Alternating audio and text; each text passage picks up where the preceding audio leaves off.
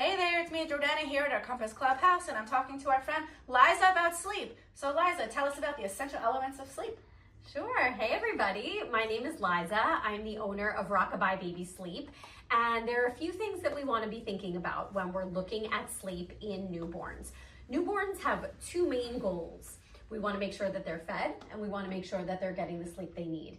So newborns need to eat about every 2.5 to 3 hours, which means during the day when they are super sleepy, we actually want to be waking them up from their naps so that they're not missing any of those daytime calories. Babies come into the world with day-night confusion because when they were in utero, their environment never changed. So one of the best ways that we can help a baby learn the difference between daytime and nighttime is to expose them to a lot of light. Natural light is great. We don't need to keep it super quiet during the day. And then at night, that's when we really want to reduce stimuli. We want to make it dark. You can play soothing music. And that's one of the best ways that you can help your baby learn the difference between daytime and nighttime so that we start to help their circadian rhythm establish.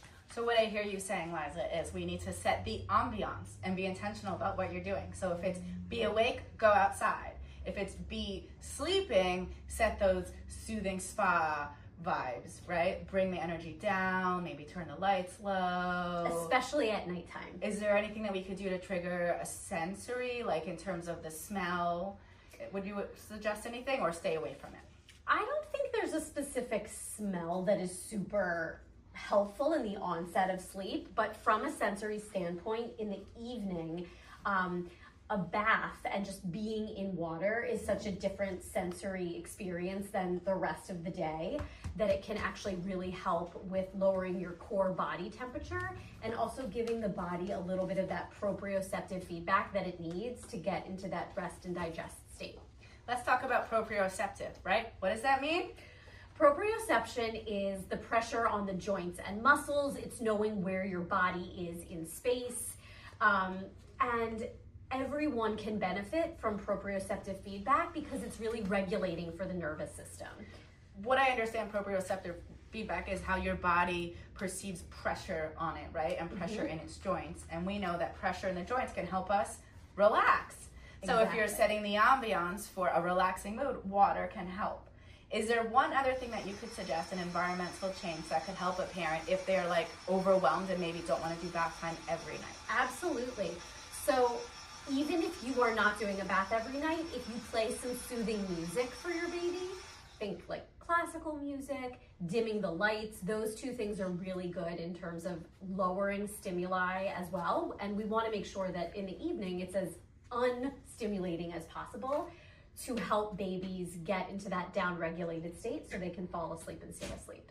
Let's talk about that too, right? We put out vibes. So if we are feeling jolted on caffeine, stress, and anxiety, how are our babies going to react to that? There's definitely a bi-directional relationship between our stress and anxiety and the way our baby perceives our emotions. So even though it can be really hard, especially at the end of the day, if your baby has not napped particularly well, they might be really fussy, you might be seeing the witching hour.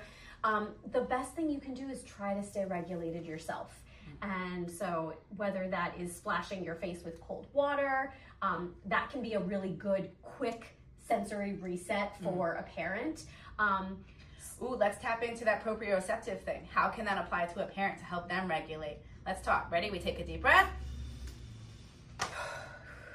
I could do some push-ups against the wall. Absolutely. I could stand up and do some jumps, right? Those vibrations help me. So maybe I step out into a different room before I start bedtime to make sure my nervous system feels relaxed and engaged, ready to then coach my baby into sleep. Absolutely.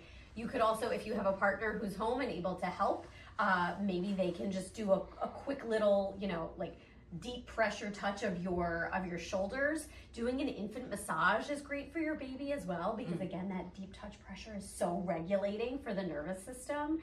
And giving yourself, if you have a quick taste of anything really sour, that is such an acute flavor profile that if you are starting to feel anxious, it can help get you out of that lizard survival brain and bring you back to your logic brain. Oh, that's awesome. That's such a cool trick. All right, so that's us with how to sleep.